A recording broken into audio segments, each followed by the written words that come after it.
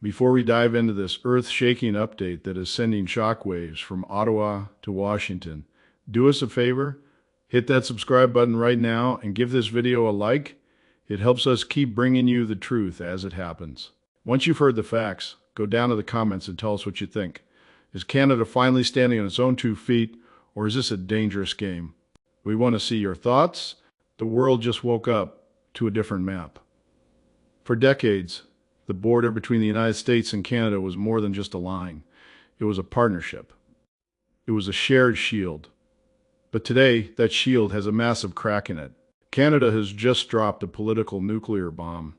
They are officially cutting off 70% of the defense money they usually send straight into the United States. Think about that number. 70%. This isn't a small budget cut. This isn't a minor policy change.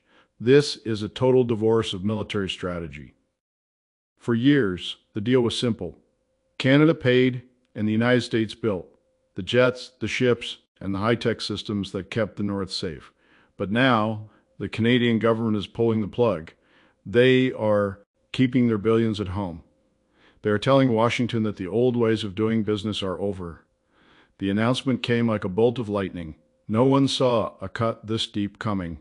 Not the generals at the Pentagon, not the leaders in Congress, and certainly not the people who track the flow of global power. This is the kind of move that changes the balance of the entire continent. It is bold, it is risky, and it is happening right now. The message from the North is clear. Canada is tired of being the junior partner. They are tired of seeing their tax dollars fuel a defense industry across the border while their own backyard sits empty. This is a declaration of independence that we haven't seen in our lifetime. The shock is still settling in. The phones in the White House are ringing off the hook. This is the moment the relationship changed forever. From this second on, everything we thought we knew about North American security is out the window. Let's talk about the money, because the money is where the real pain is. We are talking about billions and billions of dollars.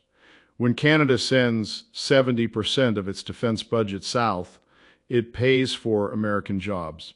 It pays for factories in Ohio, engineers in California, and shipyards in Virginia. By cutting that cord, Canada is effectively pulling a massive financial plug out of the American economy. President Donald Trump has spent his entire term talking about America first. He has pushed allies to pay more, to do more, and to buy Americans. But he may have pushed too hard. Canada isn't just paying less. They are redirecting the entire flow of their wealth. They are taking those billions and putting them into their own factories. They want to build their own drones. They want to build their own radar systems. They want to hire Canadian workers to protect Canadian soil. This is a direct hit to the American defense industry. The big companies, the giants of the sky and sea, are looking at their books today and seeing a massive hole. Those contracts were supposed to last for decades. Now they are worth nothing more than the paper they were written on. The economic ripple effect will be felt in every state that builds parts for the military. This isn't just about soldiers and tanks. This is about the high-tech heart of the American economy. Canada is saying they are no longer willing to subsidize the American military-industrial complex. They are taking their checkbook and going home. It is a move that says Canada first in a way that Washington never expected. The financial floor has just fallen out, and the dust is nowhere near settling. In Washington, the atmosphere is pure chaos. President Donald Trump is known for his tough talk on NATO and his demands that allies pull their weight. He has often criticized Canada for not spending enough on defense. But this is not what he asked for. This is a rebellion. President Trump now faces a reality where his closest neighbor is walking away from the table.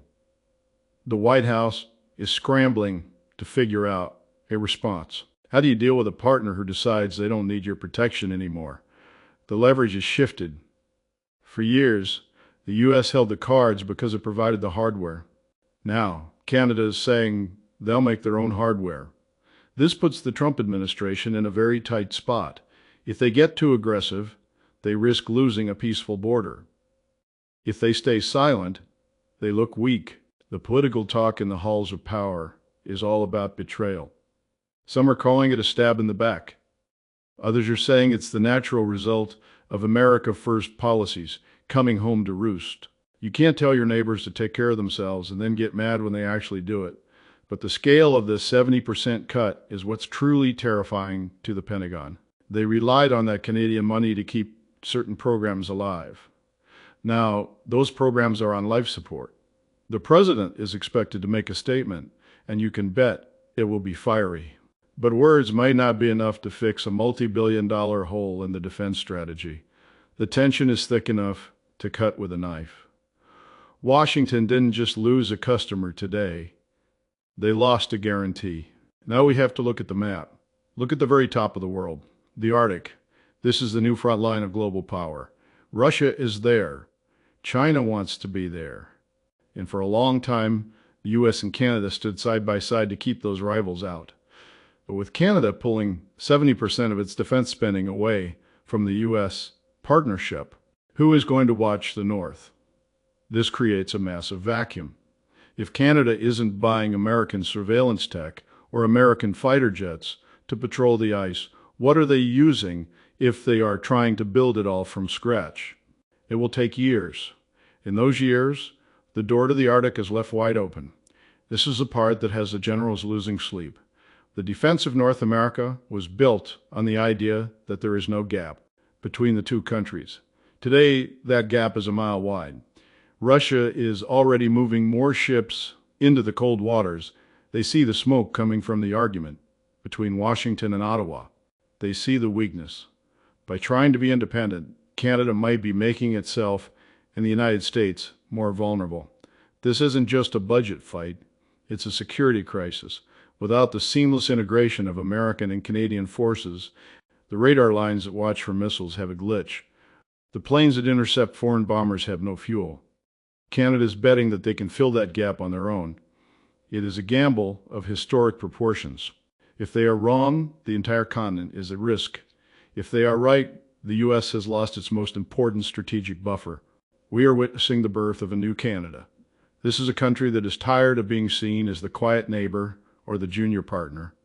For a long time, the world thought Canada would always follow wherever the United States led. Not anymore. This decision to keep 70% of their defense money at home is a massive statement of national pride. Prime Minister Trudeau and his government are betting that Canada can be a middle power that doesn't need to lean on a superpower.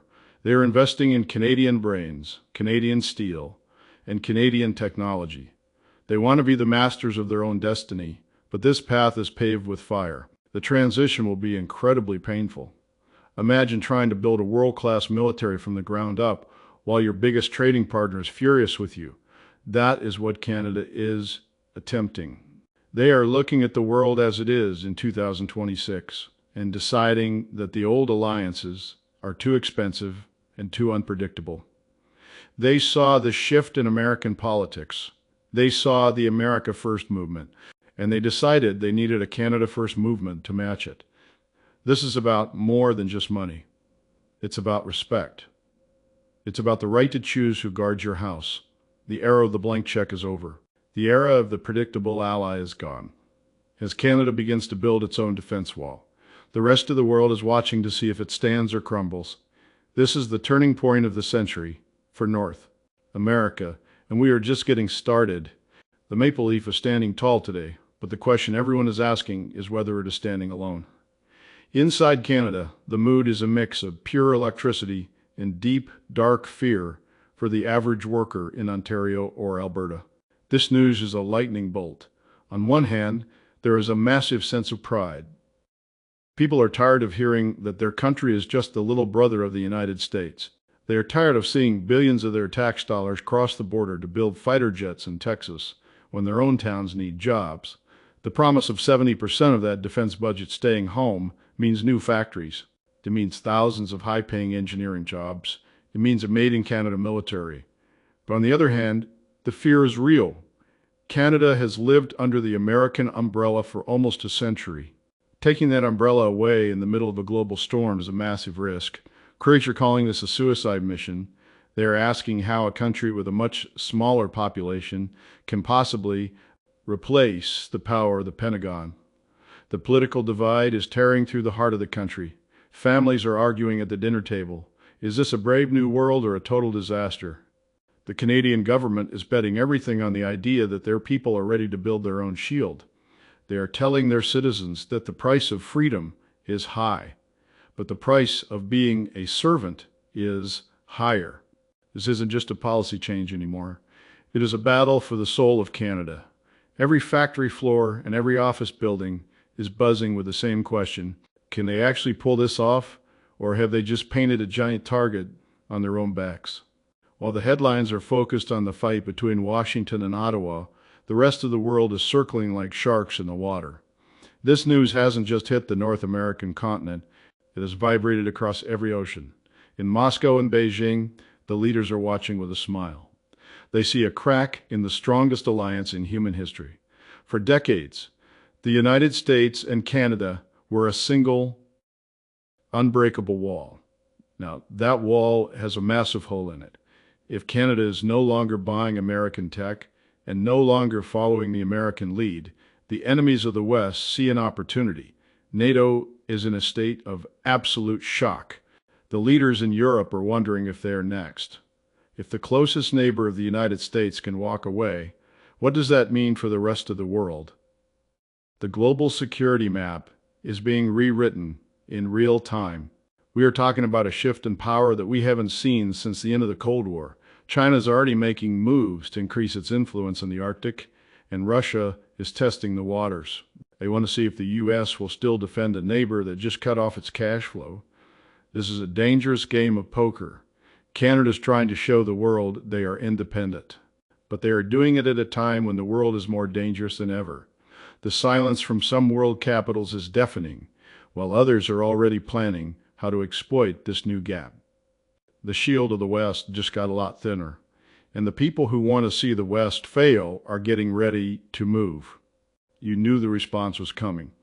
President Trump does not take no for an answer, and he certainly does not take a pay cut. The word from inside the White House is that the president is absolutely livid.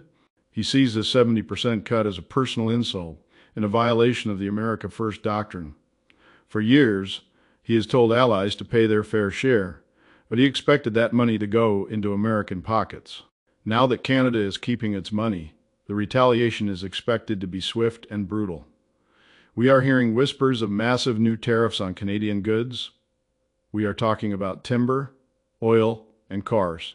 If Canada wants to stop being a partner in defense, the president is ready to stop being a partner in trade. This is the art of the deal played out on a global stage with the highest stakes imaginable. The border that used to be the most peaceful in the world could soon become a place of tension and long lines. President Trump is already telling his base that Canada is being ungrateful for decades of American protection. He is framing this as a betrayal of the American worker. The pressure he is about to put on Ottawa will be unlike anything we have ever seen. He wants to make the cost of independence so high that Canada is forced to come crawling back to the table. It is a game of economic chicken. Who will blink first? Will Canada's new factories be able to survive if they can't sell their products to their biggest customer? The hammer is coming down, and the impact is going to shake the foundations of every business that does work across that border. Can you build a shield in a day? Canada is about to find out if they have the muscle to back up their mouth. Cutting the check to the United States was the easy part. The hard part starts now. Building a modern military is not just about buying trucks and guns. It is about high-tech satellites, stealth technology, and complex computer systems that take decades to develop. By cutting 70% of their spending to the U.S., Canada has basically fired their lead architect and their lead builder at the same time. Now, they have to do it all themselves. They are starting from behind. The U.S. has spent trillions of dollars in 100 years becoming the world leader in defense tech. Canada thinks they can catch up by keeping their billions at home. But money is only half the battle. They need the scientists. They need the infrastructure. They need the time. And time is the one thing they don't have. Every day that passes without a solid defense plan is a day they are vulnerable. The American defense giants are already laughing behind closed doors, saying that Canada will be back within a year because they won't be able to build a single jet that actually flies. But the Canadians are stubborn. They are looking at smaller, faster tech. They are looking at drones and cyber warfare. They are trying to skip the old ways and jump straight into the future. It is a massive gamble. If they succeed, they will be the most advanced middle power on Earth. If they fail, they will have spent billions on a pile of junk while their biggest ally watches from the sidelines with a told you so look on their face.